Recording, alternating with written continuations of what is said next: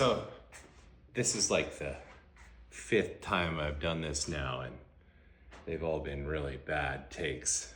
And I've been looking at myself in the camera, and I'm not high. It's late, and I've been building this thing all day, but I have been drinking a little bit. That's probably, I'm tired and I've been drinking. That's why I look high. I'm not high. Anyway, in this one, I'm gonna show you how I installed this cool tinted black glass into this shaker style cabinet door. But this isn't a cabinet, it's a credenza. But if you watch, you can see the whole thing. I'll show you the credenza later. You just gotta watch the whole 2 minutes of the video or whatever it is. Anyway, look at that. Hey, and public service announcement. If you need to get some glass for a cabinet door, don't buy it at Lowe's or Home Depot. That's a ripoff. You wanna go find your local glass supplier. There's probably a handful of them. Where I live in Alaska, there's like a bunch of them, and you get really nice glass for like half the price of what they were gonna charge me at Lowe's. And I was only getting like 2mm thick glass, and this is like 1/4 inch thick, heavy stuff. Like it made the door super heavy. Anyway, this takes a winner. Check out how I did the glass. Ooh.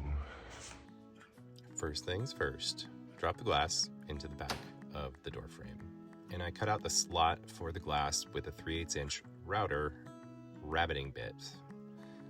And then you use a chisel and you square the corners because they won't be square when you're done using that type of bit. It's just the mechanics of flush trim router bits, like rabbiting bits.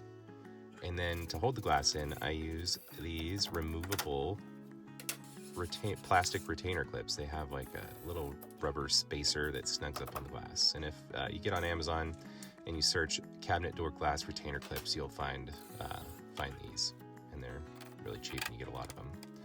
And then make sure you measure them so they're all even around. That's a sort of detail that makes people want to spend thousands of dollars on credenzas that you build.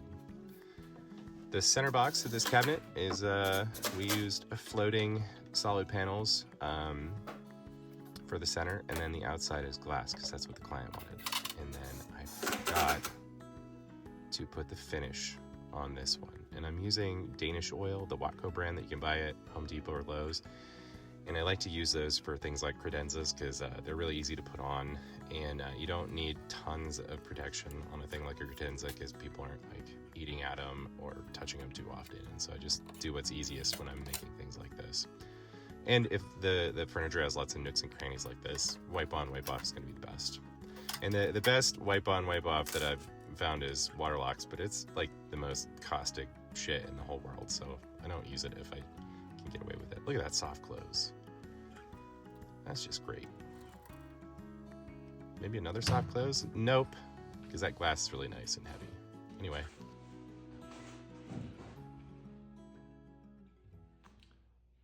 Check out this cherry thing I made.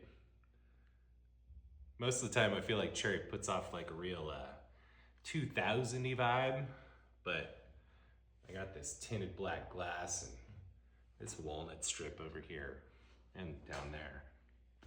So, you know, I think it's putting out like a right now vibe. Anyway, check out that soft close. God damn.